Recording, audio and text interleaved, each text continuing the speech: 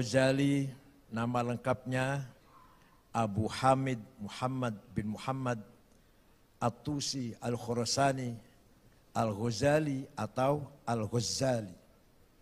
Lahir tahun 450 Hijriah, wafat tahun 505 Hijriah. Beliau lahir di dusun Tabaran dari Khorasan, sekarang masuk Iran.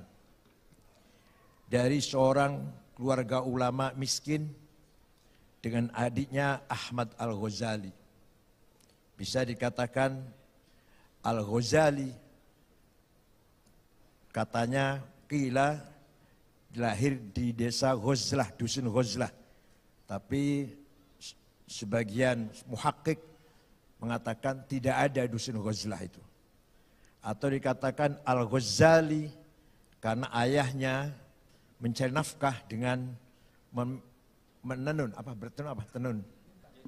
Ya. Menjahit katun. Kemudian dijualnya di pasar, itu ayahnya. Sebelum beliau meninggal, ayahnya sudah merasa beliau akan meninggal, akan wafat. Maka dua anaknya itu dititipkan kepada Syekh Ismail, teman sahabatnya, dengan meninggalkan sedikit harta, sedikit uang untuk nafkah dua anak saya ini sampai dia besar.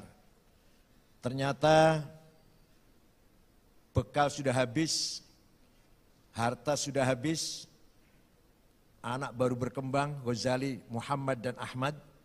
Maka oleh Syekh Ismail diberi nasihat agar kamu lebih baik masuk ke Madrasah An-Nizamiyah. Di sana ada scholarship, semua ada makan, semua kebutuhan ada di sana.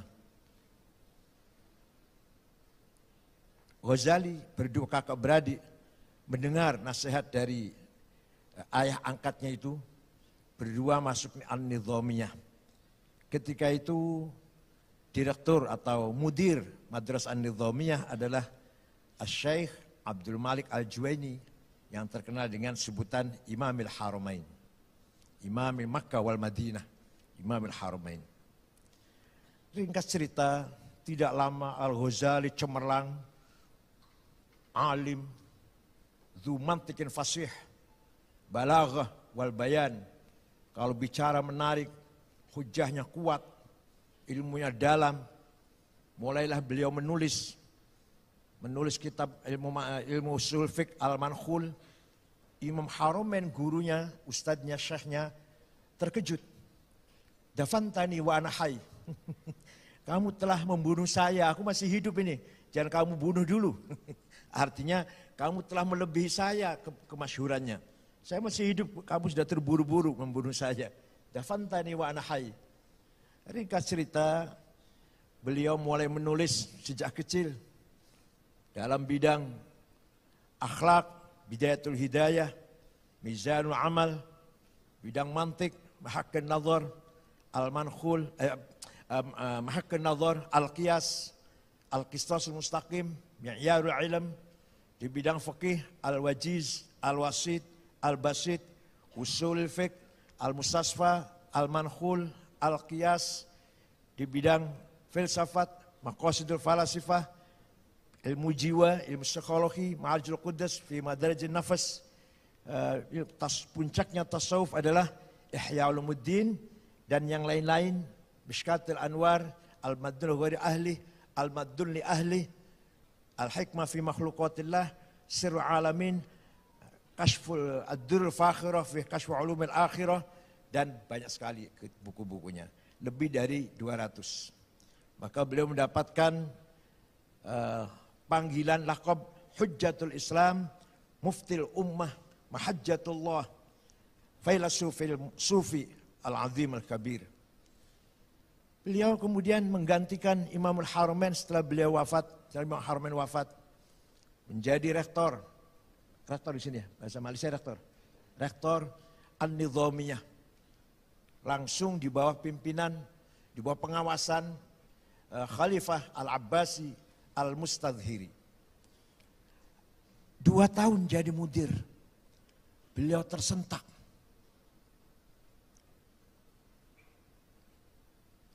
Apalah artinya hidup saya ini? Saya ini sudah ala syurfin nahar. Saya ini sudah hampir masuk jahanam saya ini. Hidup sehari-hari tidak bertambah iman, tidak bertambah taqarrub, tidak bertambah ma'rifat. Pagi bangun sholat subuh, breakfast, berangkat ke office, ngajar, tanda tangan, surat-surat resmi-resmi, mimpin rapat, mimpin ijtima. Selesai, sholat zuhur, makan siang, pulang ke rumah, istirahat, malam, periksa-periksa surat-surat, pagi berangkat. Rutinitas, sangat rutin kehidupan ini.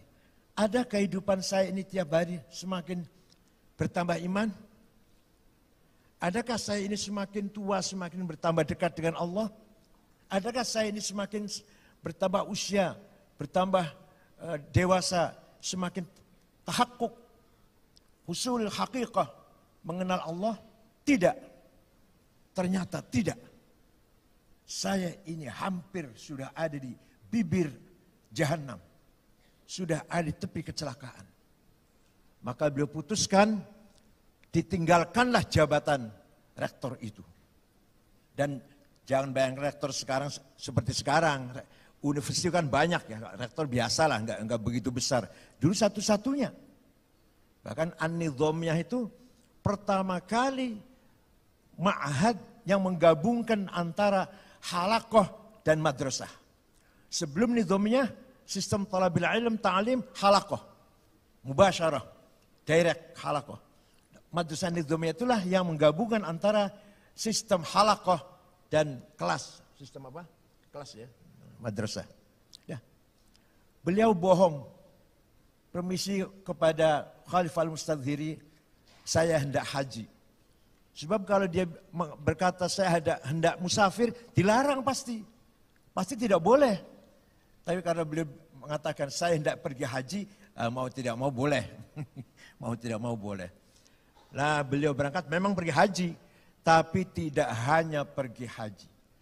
Beliau mengembara 11 tahun, pergi ke Suriah, Palestina, Mesir, Mekah, Madinah.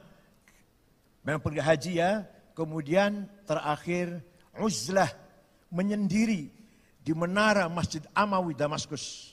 Masjid yang dibangun oleh Khalifah Al-Walid Al-Amawi. 4 bulan mengunci diri, 4 bulan. Mengunci diri, tidak jumpa orang. Tafakkur, tadabbur, muhasabah, muraqabah, mu'atabah, muhasabah, muraqabah. Nah setelah itu beliau keluar dari uzlah, apa yang beliau katakan? Fakana ma kana mimma lastu azkuruhu fadhunna khairan wala tas'al 'anil khabari. Apa yang terjadi telah terjadi. Anda tidak usah Anda tidak usah tanya. Tidak usah bertanya apa yang terjadi. Fadhunna khairan, husnudzon sajalah. Wala tas'al 'anil khabar. Jangan tanya tentang apa yang saya lihat. Yang saya lihat tidak mungkin saya terangkan. Yang saya saksikan tidak mungkin saya tulis. Yang saya nikmati, yang saya rasakan tidak mungkin saya terangkan begitu saja. Ada ilmu tajribah walisa bil maqal. Ini ilmu experience, bukan ilmu maqal, bukan. Mohon maaf. Ismahuli. Beliau mencontohkan dalam kitab Ayyuhal Walad seperti nikmatnya jima. Seperti nikmatnya ML. Tidak bisa diterangkan, tidak bisa ditulis, tapi dirasakan. Itu nikmatnya ma'rifatullah. Nikmatnya ma'rifatullah ma la ainun ra'at wala udhunun sami'at wala khatar bibali bashar. Mata melihat tidak mungkin digambarkan apa yang dilihat oleh mata. Telinga mendengar tidak mungkin ditulis, dijelaskan apa yang saya dengar. Dan apa yang telah saya rasakan dalam hati saya tidak mungkin saya jelaskan. Tidak mungkin saya tulis dalam kitab ini. Dalam kitab ini dikatakan begitu. Itu ringkas cerita begitulah. Beliau akhirnya kembali ke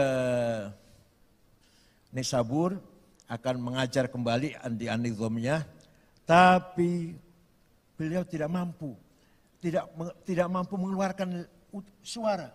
Apa yang saya ajarkan? Yang saya ajarkan ini apa? Ilmu fikih. Fikih itu apa itu? Helah. Fikih itu ilmu helah. Ilmu cari jalan keluar ya. Jalan keluar saja. Apa? Ilmu apa? Ilmu kalam. Ilmu kalam, ilmu mujadalah. Ilmu supaya menang saya dalam diskusi, supaya menang ilmu kalam. Ilmu mantek. Ilmu mantek itu apa? Filsafat banyak tahafut, banyak rancunya. Ilmu tasawuf tidak bisa disampaikan dengan lisan.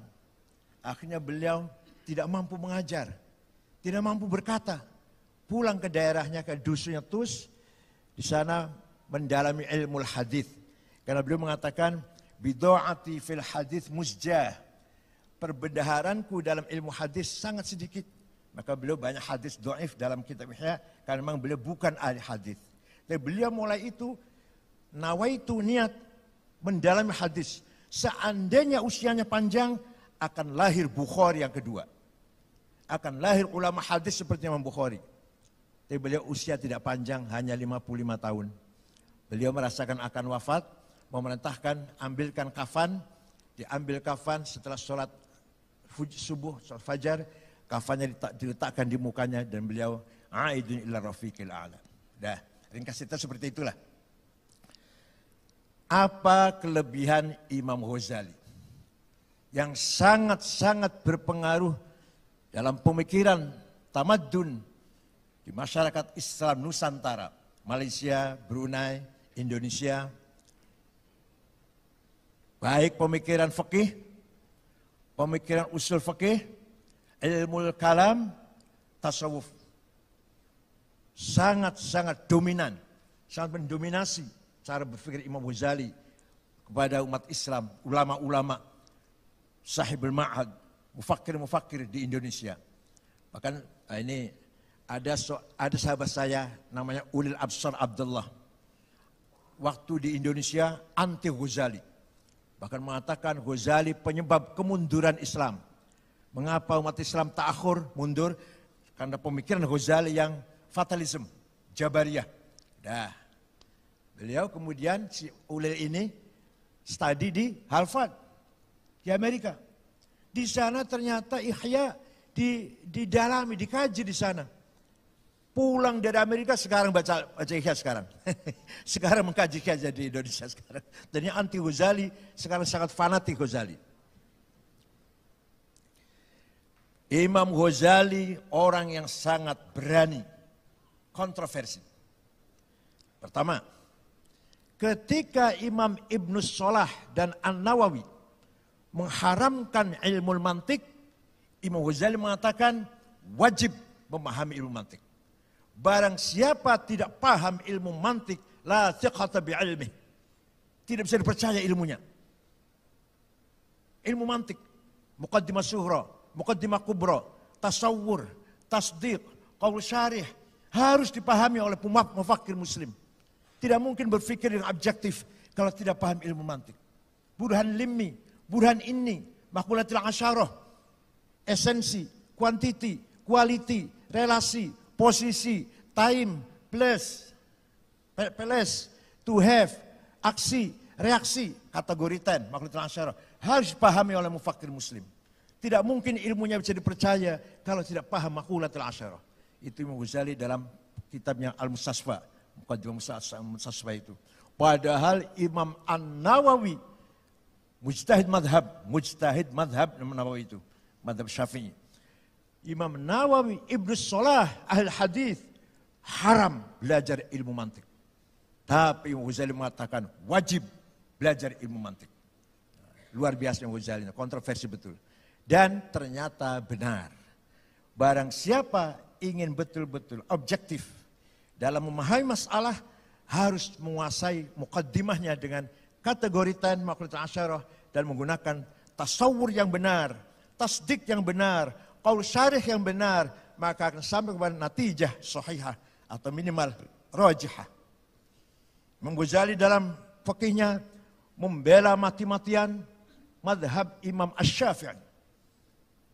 Imam Syafi'i yang menurut Imam Ghazali madhab yang paling muwafaq karena betul-betul wasatiyah, tidak terlalu akliyah, tidak terlalu nasiyah, menggabungkan, mentaufikkan, menharmoniskan antara nusus Quran dan hadis dan akal.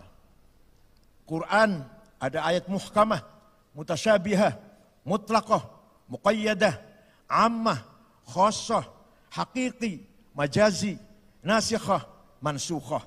Hadis ada mutawatir, masyhur, aziz, ahad, itu nas. Tidak cukup dengan Quran hadis, harus dengan akal. Akal ada dua, akal kolektif, ijma', konsensus, qauli dan sukuti.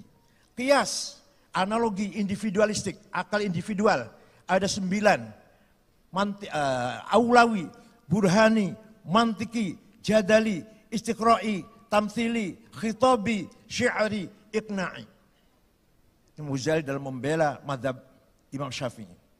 Mazhab yang didirikan oleh Imam Abu Abdullah Muhammad bin Idris bin Uthman bin Abbas bin Syafi' bin Musayyab bin Ubaid bin Abdul Yazid bin Abdul Muttalib. Lahir tahun 150 di Gaza, Palestina, wafat tahun 204 di Fustat, Kairo, Mesir. Imam Ghazali dalam membela mazhab Syafi'i menulis kitab Al-Wajiz, satu mujallad. Kemudian kurang luas. Menulis lagi Al-Wasit 2 atau 3. Yang matba'ah qadimah 2, matba'ah jadidah 3, Al-Wasit. Kemudian menulis lagi Al-Wajiz 5 mujallad. Beliau baru puas dalam rangka membela mazhab Asy-Syafi'i. Dan ternyata mazhab Syafi'i mazhab yang paling banyak diikuti oleh masyarakat Islam Nusantara, Malaysia, Brunei, Indonesia, Filipina Selatan, Fatani, dibawa oleh para ulama-ulama berdasarkan bukunya Imam Ghazali dan bukunya imam-imam yang lain. Sampai sekarang durus fiqhiyah fil ma'ahid Indonesia kullaha ala madhab Imam Syafi'i, kullaha. Terutama ditulis oleh Syekh Nawawi Al-Bantani, Safinatun Najah, Sulamit Taufik, Sulamil Munawwarah, dan seterusnya. Fathul Qarib, Fathul Mu'in, Syekh Muhammad Zainuddin Al-Malibari, Fathul Wahab, Abu Zaid Al-Ansari, dan lain-lain. Itulah kutubul Syafi'i yang berlaku di ma'ahid Islamiyah di Indonesia. Sama dengan Malaysia, insya Allah sama. Yang kedua, dalam bidang ilmu kalam, Imam Ghazali sangat-sangat membela mazhab Abil Hasan Ali Al-Asy'ari yang wafat tahun 324 Hijriah. Al-Asy'ari mazhab yang berupaya tengah, wasatiyah, antara hujjah naqliyah dan hujjah aqliyah. Taufik baina naql wal aql, baina nas wal mantiq. Abul Hasan Al-Asy'ari, beliau murid daripada Imam Abu Ali Al-Jubai Al-Mu'tazili. Abu Ali murid dari Abu Hashim Al-Jubai. Abu Hashim murid dari Abul Huzail Al-Allaf. Al-Allaf murid dari Ibrahim An-Nazzam. An-Nazzam murid dari Amr bin Ubaid. Amr bin Ubaid murid Wasil bin Atha. Wasil bin Atha murid Abu Hashim bin Muhammad Ali. Sayyidina Ali dari istri kedua Khawlah binti Ja'far dari kabilah Al-Hanafiyah. Maka disebut Muhammad Al-Hanafiyah. Membedakan dengan Hasan Husain radhiyallahu anhuma yang putra Fatimah binti Rasulullah SAW. Hasan Husain berpolitik. Kalau Muhammad tidak. Ilmu saja, tidak berpolitik. Ta'lim saja. Maka murid-muridnya Muhammad bin Ali ini luar biasa. Murid-muridnya. 1. Ma'bad Al-Juhani, pendiri mazhab Qadariyah. Jaham bin Sofwan, pendiri mazhab Jahamiyah. Wasil bin Atha, pendiri mazhab Mu'tazilah. Dan seterusnya. Jadi Muhammad bin Hanafiyah ini alamah, muridnya pendiri mazhab, sahibul madhahib. Abil Hasan Asy'ari 40 tahun menjadi Mu'tazilah. 40 tahun sebagai penyebar mazhab Mu'tazilah. Tapi ternyata Mu'tazilah kebablasan. Keterlaluan. Terlalu maju, terlalu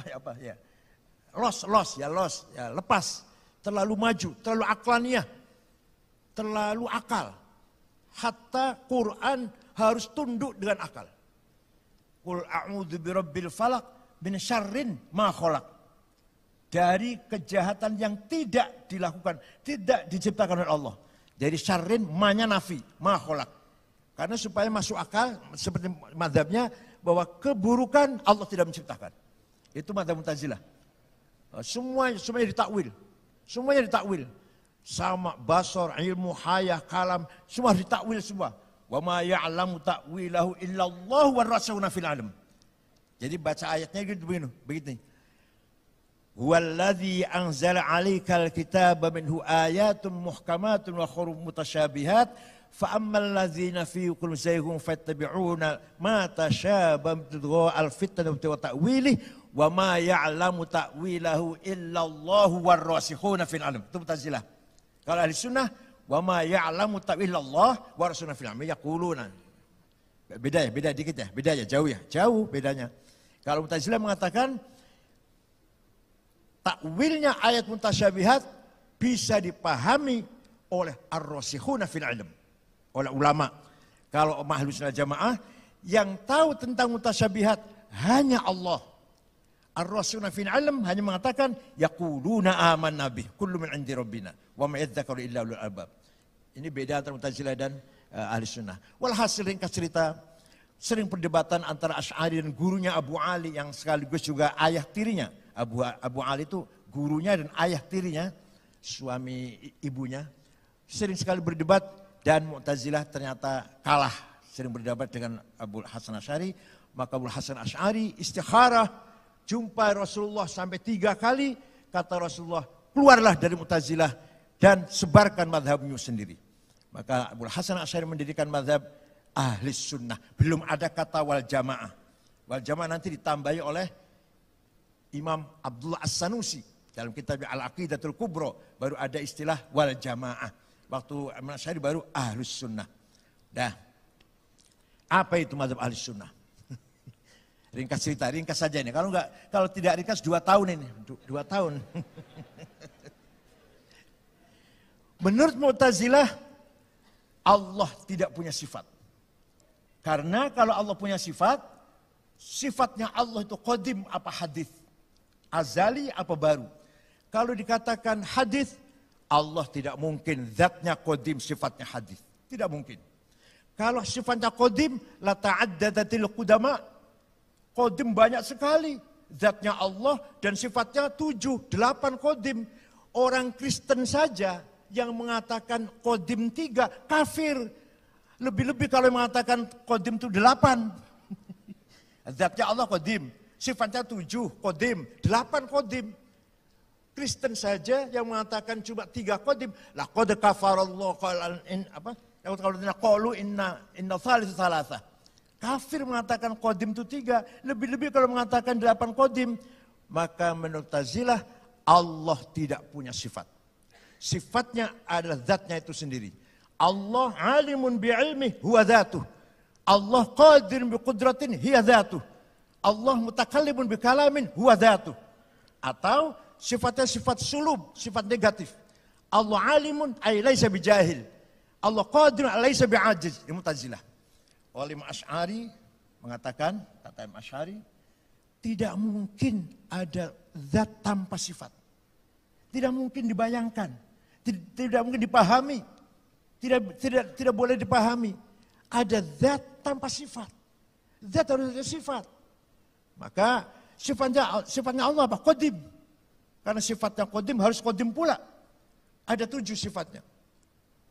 7 yang ma'ani. Ada sifat nafsiyah, wujud, sifat salbiyah, qidam dan baqa. Sifat ma'ani 7, qudrah, iradah, sama, basar, ilmu, hayah, kalam. Dah. Sekarang sifat wujud. Sifat wujud itu di Quran tidak ada. Silahkan bawa baca Quran. Tidak ada Quran yang secara sharih, eksplisit bunyi innallaha wujud. Ada tidak? Ada tidak itu? Tidak ada. Tapi Imam Asy'ari mengatakan, berpendapat sifat Allah nomor 1, first number, sifat wujud. Kenapa? Karena sesungguhnya kita ini, alam ini, langit, bumi, laut, gunung, kita manusia, binatang-binatang, sesungguhnya tidak ada. Tapi kita ini diadakan oleh yang ada. Yang ada sebelum lapal ada, itu ada, sudah ada. Bahkan kita menggunakan lapal ada karena ada yang ada. Kita menggunakan lapal tidak ada karena ada yang ada. Maka yang ada hanyalah yang ada. Paham? Alhamdulillah. Enggak paham ya itulah itu. Jadi yang ada hanya Allah. Kita ini diadakan. Kita diadakan. Bukti, ada 3 pronon. 3 pronon ya, pronon. Domir, bahasa Arab domir. Ana, aku. Anta, kamu. Huwa, dia. Coba. Aku, engkau, dia. Silah dipakai oleh siapa saja. Aku Said, aku Ahmad, aku Abdullah, engkau Ahmad, engkau Said, engkau Abdullah, dia Khalid, dia Zainab, dia Maryam. Silakan, silakan. Tapi mati semua nanti. Hancur semua. Semua akan mati semua. Tinggal anallah, antallah, huwallah. La ilaha illa ana fa'budni. Tidak ada Tuhan kecuali ana, aku. Artinya la wujuda illa ana. Tidak ada yang ada kecuali aku. Artinya la ana illa ana. Tidak ada aku kecuali aku. Paham Ibu ya? Paham Ibu ya? Mak, paham ya? Engkau Abdullah, engkau Khalid, engkau Ahmad, engkau Hasan, mati semua. Engkau Zainab, engkau Maryam, engkau mati semua. Tinggal engkau Allah yang tidak mati. La ilaha illa anta. Subhanaka inni kuntu minadh dhalimin. Artinya la wujuda illa anta. Artinya la anta illa anta. Tidak ada engkau kecuali engkau. Engkau Ahmad, engkau Hasan, engkau Khalid, sudah tidak ada. Tinggal engkau Allah yang ada. Yang terakhir la ilaha illa huwa al-hayyul qayyum. Tidak ada dia kecuali dia. Tidak ada dia kecuali dia. Semua rujukan domir huwa, rujukan rujuk apa? Rujuk kembali ya. Semua rujuk domir huwa Allah. Semua. Dia Ahmad, mati, dia akan mati. Ujung akhirnya Allah. Maka ini keberanian Imam Ghazali dalam Imam Asy'ari, nanti akan diikuti juga oleh Imam Ghazali. Maka yang sesungguhnya ana, yang sesungguhnya anta, yang sebenar-benarnya huwa, hanyalah Allah. Kita ini hanya pinjam. Apa pinjam, ngerti ya? Pinjam ya. Kita ini pinjam menggunakan anak Said, aku Said, engkau, dia Said. Pinjam. Mau berapa tahun pinjamnya Bu? Mau berapa tahun pinjamnya? 100 tahun. 60. Kita ini hanya pinjam. Menggunakan anak, aku, engkau, dia, itu pinjam ini. Jangan lama-lama pinjamnya lah, paling lama 70, 80 lah. Saya sudah 70 tahun, saya Syekh Abu Bakar, Syekh Utsman sudah berapa? 70 lebih ya. Allah baka. Panjang umur, fi sihatin daim insyaallah. Hanya pinjam kita ini menggunakan aku, engkau, dia, pinjam. Hakikatnya anak, Allah. Hakikatnya dia, Allah. Hakikatnya engkau, Allah. Maka hakikatnya wujud, Allah. Maka Imam Asy'ari memutuskan, mengambil keputusan sifat Allah first, nomor 1 adalah sifat wujud. Nah, begitu pula sifat ma'ani. Sifat ma'ani qudrah, iradah, sama, basar, ilmu, hayah, kalam. Sifat kudrah misalkan, atau sifat ilmu misalkan. Huwa sifat, hiya sifatun zaidatun ala dzat, laisat hiya dzat wala hiya ghairuha. Ini agak pening kepala nih memahami ini, agak pening kepala. Sifat ilmu itu sifat nilai plus dzat. Artinya mafhumus sifat laisat mafhumid dzat, mukhalif an mafhumid dzat. Sifatnya sifat, zat ya zat. Enggak bisa jadi satu, enggak bisa. Tak bisa jadi satu. Jadi sifatun zaidatun ala dzat, nilai plus zat. Tapi akan tetapi laisat hiya dzat. Sifat ilmu bukan zat Allah, bukan. Ilmu Allah bukan zat Allah. Walaisat ghairaha. Tetapi bukan selain zat Allah. Pening kepala ini. Laisat hiya zat wala hiya ghairaha. Ay la tanfasilu anha. Sifat ilmu, sifat kalam tidak mungkin berpisah dengan zatnya. Ini mengkanter akidahnya orang Kristen. Orang Kristen mengatakan kalimat Allah, the Logos, pisah dari zatnya. Berpisah dari zatnya. Jadilah Isa al-Masih. Asy'ari mengatakan sifat kalam tidak mungkin berpisah dari zatnya. Makanya laisat hiya dzat. Dan laisat ghairaha, laisat ghairaha. Laisat hiya dzat mengkantar pendapat Mu'tazilah yang mengatakan bahwa sifat adalah zat. Itu sudah tentang ilmu kalam. Al-Ghazali ikut Imam Asy'ari dalam kitabnya Lijamul Awam fi Ilmil Kalam, Al-Iqtisad fi Al-I'tiqad. Ada lagi Al-Arba'in. Walhasil itulah Imam Ghazali. Dah selesai membahas ilmu kalam, masuk dalam filsafat. Imam Ghazali menulis kitab Maqasidul Falasifah. Menjelaskan dengan terang apa maksud para filosof. Saya tahu, saya paham, kata Ghazali. Saya paham dengan tahu persis maksudnya para filosof. Setelah selesai nulis buku itu, nulis Tahafutil Falasifah. Ternyata pendapat para filosof itu hancur. Apa bahasa Indonesia berantakan, apa rancu. Enggak benar semuanya. 3 hal menyebabkan para filosof kafir. Yang 17 bid'ah. Yang 3 kafir. 1. Qidamul alam. Para filosof berpendapat bahwa alam itu qadim. Kemudian para filosof, Allah itu al-illatul kamilah. Faktor yang sempurna Allah itu. Maka kalau sempurna, begitu ada Allah harus ada ma'lul. Harus ada alam. Kalau ada Allah belum ada ma'lul, belum ada alam, Allah enggak sempurna. Begitu ada matahari, pasti siang. Begitu ada apa? Kita buka lampu, lampu pasti nyala.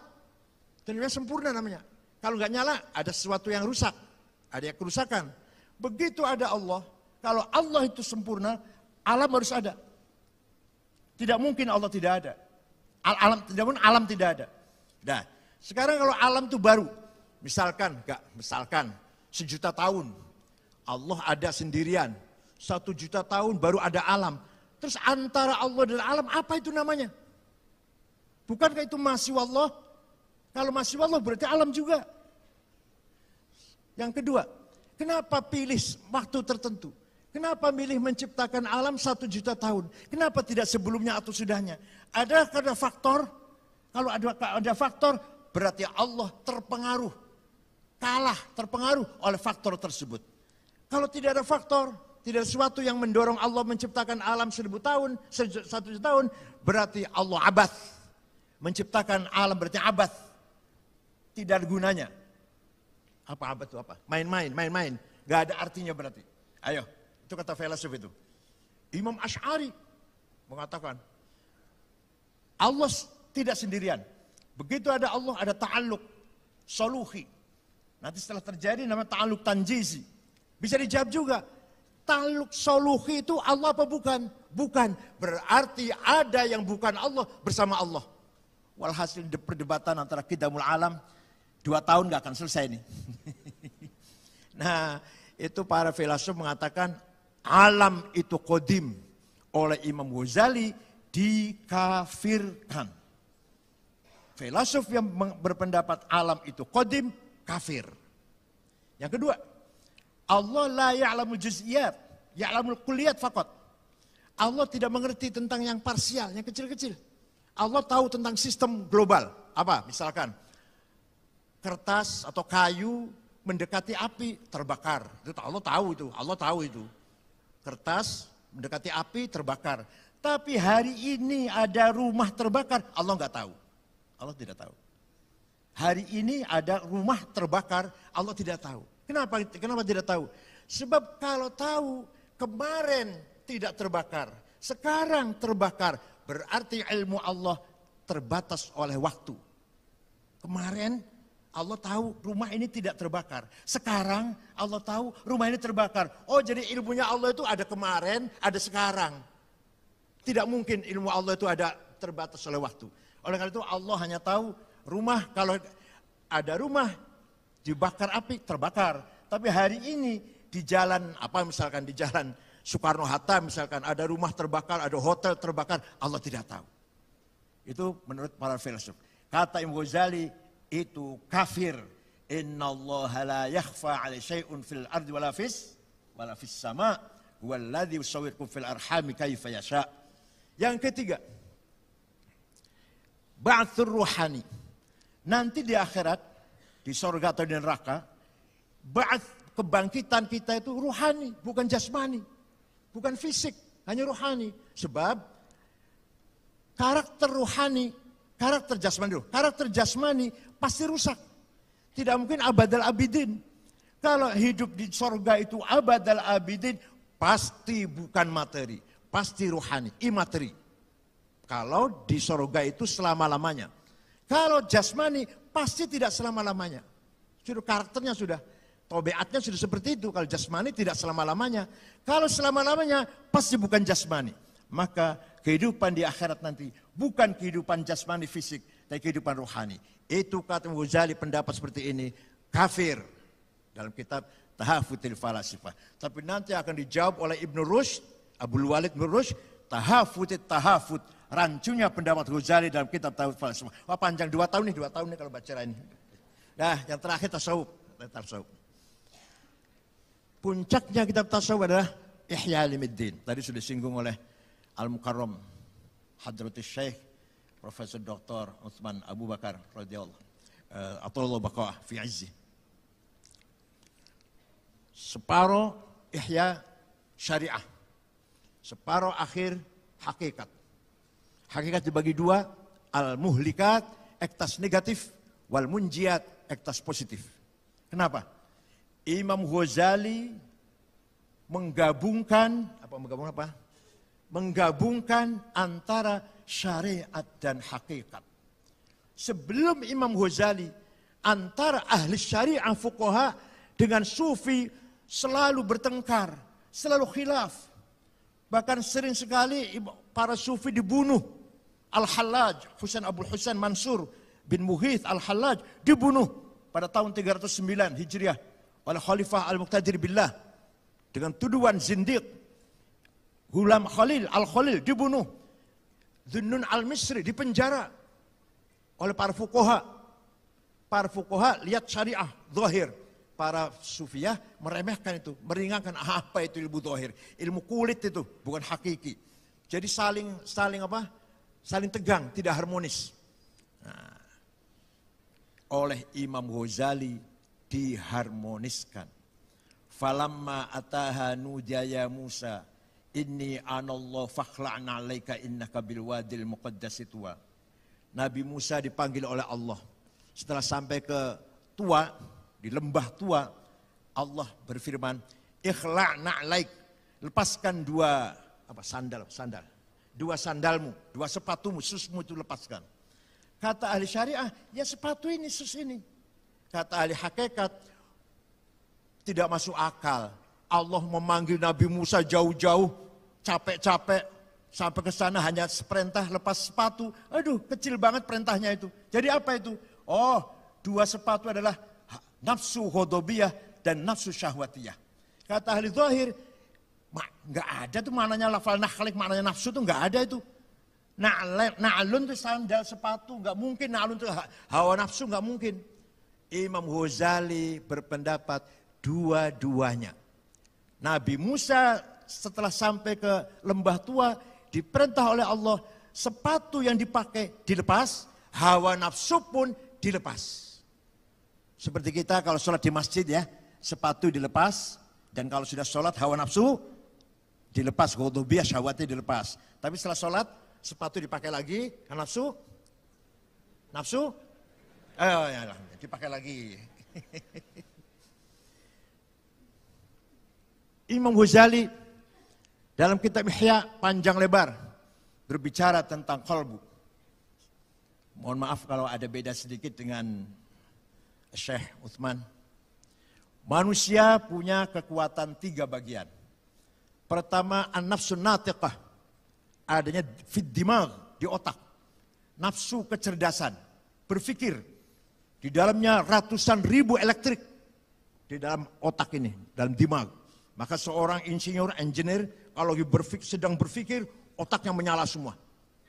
Hanya otak yang menyala oleh seorang engineer. Itu penting. Manusia harus pakai otak. Quran mengatakan, wal ya'lamal ladzina utul ilman haqqu min rabbik. Kebenaran harus dengan ilmu, yaitu harus dengan akliyah. Al-Quran perintah itu. Tapi setelah otak, harus juga ada bagian dari manusia namanya an-nafsul hayawaniyah. Adanya di kibdah, apa kita liver, di hati. Ya di hati adanya itu. Apa di situ adanya? Di situ ada al-quwwah al-mutakhayilah, the power of idea. Yang isinya nafsu ghadabiyah dan nafsu syahwatiyah.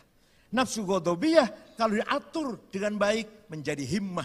Nafsu syahwatiyah diatur dengan baik menjadi azimah.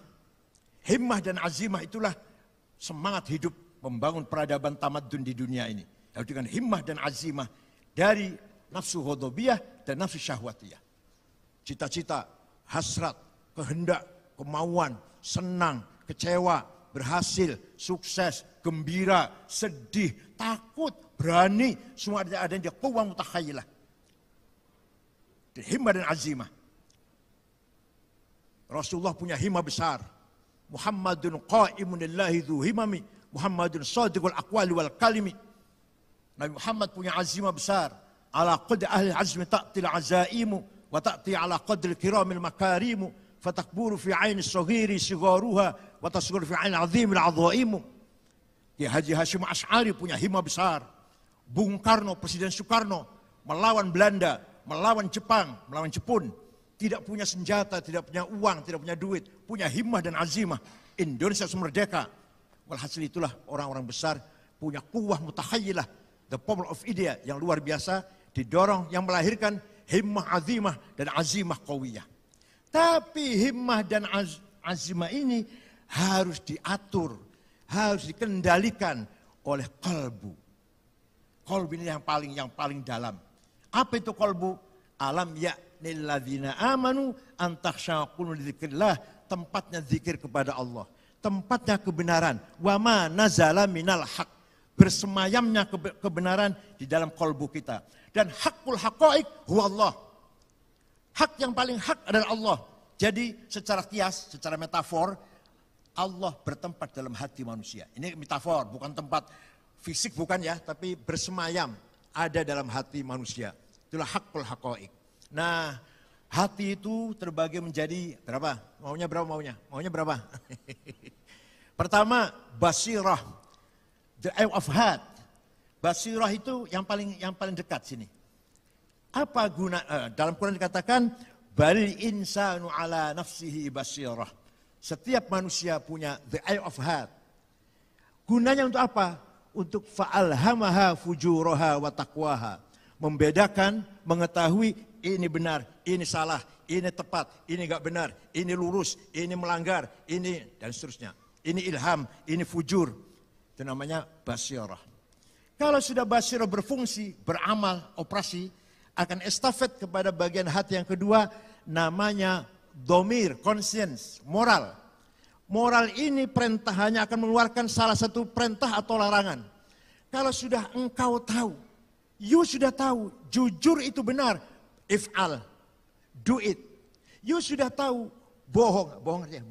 Bohong itu salah, don't do that. Itu yang bersuara moral, domir, conscience. Yang bersuara if'al atau la taf'al. Kamu sudah tahu, sidik itu benar, if'al. Kamu sudah tahu, kizib, khianah itu salah, la taf'al, don't do that.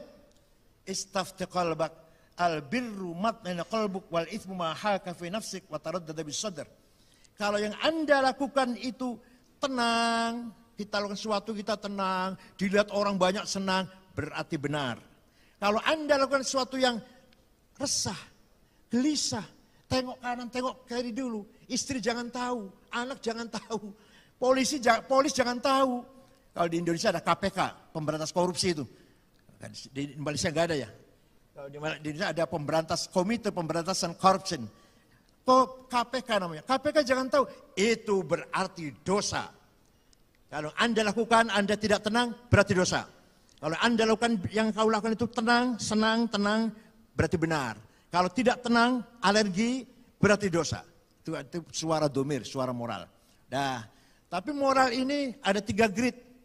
Ada moral ijtimai, lingkungan. Kalau di depan orang banyak, di depan keluarganya, anak istrinya, di depan murid-muridnya, khusyuk, baik, duduk tenang.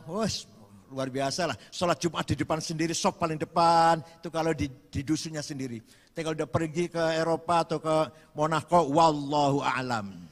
Itu namanya orang ini punya domir, punya moral ijtimai. Masih punya moral masih.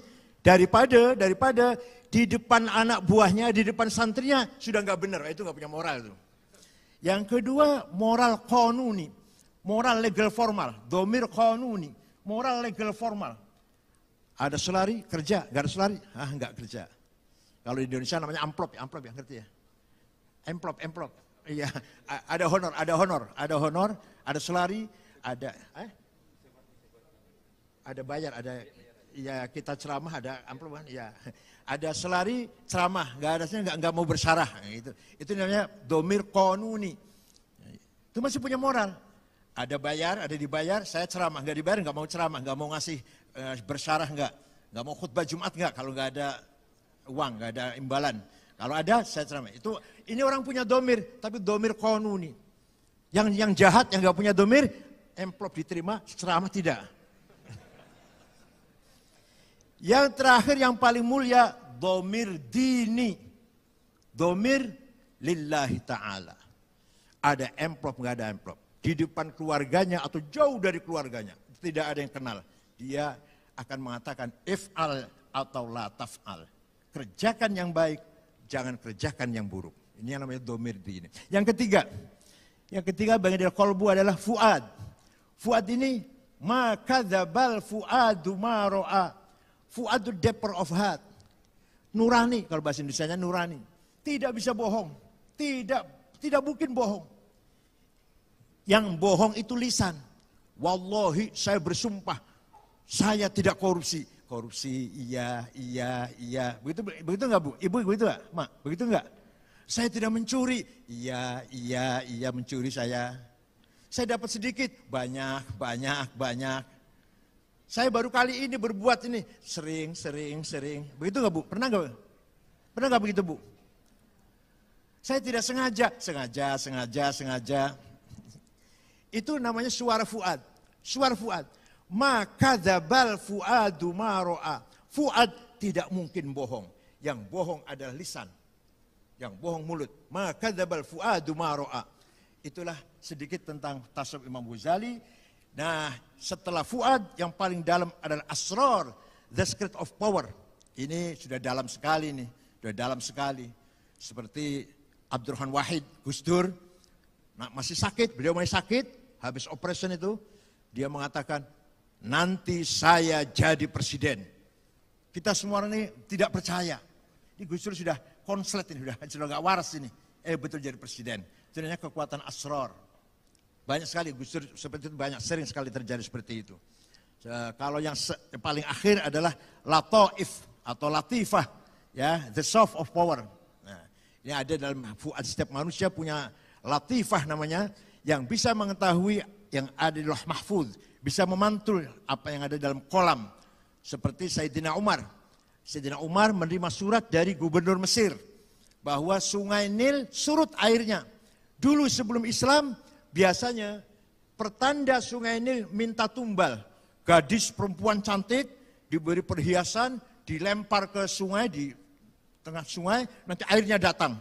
Nanti perempuan itu ditelan oleh air. Sekarang bagaimana? Sayyidina Umar bikin surat untuk sungai. Saudara sungai Nil, jika engkau mengalirkan air lillahi ta'ala, keluarlah air. Kami membutuhkan kamu. Tapi jika engkau mengalirkan air karena ingin perempuan cantik, tidak usah mengalir. Kami nggak butuh air kamu. Ini dilempar ke sana ya, ke sungai ya. Dibawa ke Mesir suratnya Sayyidina Umar itu. Dilempar ke sungai, keluar airnya sampai sekarang. tidak pernah surut air sungai Nil.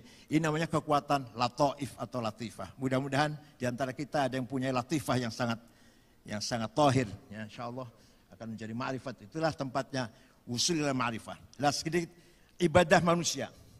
Ibadah kita ini pertama ta'abbud, ingin pahala, ingin surga. Takut neraka, ta'abbud. Yang kedua taqarrub, mendekatkan diri pada Allah. Yang ketiga tahakkuk, talabul haqiqah. Bukan ingin surga, bukan ingin takut neraka, bukan ingin dekat dengan Allah, tidak. Tidak minta apa-apa. Ketika dia sholat, tidak ingin apa-apa. Jangankan ingin dunia, harta, kekayaan, kedudukan, ingin rahmatnya pun tidak. Minta rahmatnya, maghfirahnya pun tidak. Tapi lillahi ta'ala, betul-betul yang diinginkan hanyalah Allah. Bukan surganya. Surganya adalah makhluknya juga. Bukan rahmatnya, bukan maghfirahnya, tapi tahakkukil wusul ila dzatillah, wusulan haqiqiyan. Ini agak dalam, agak jauh, nanti lain kali insyaallah bisa disambung lagi. Waktu sudah habis, insyaallah syukran wa dumtum fil khairi barakati wan najah. Wallahu a'lam. Wassalamualaikum warahmatullahi wabarakatuh. Agama juga bela negara, ikhlas jihad dan syahid bersama ulama, relakan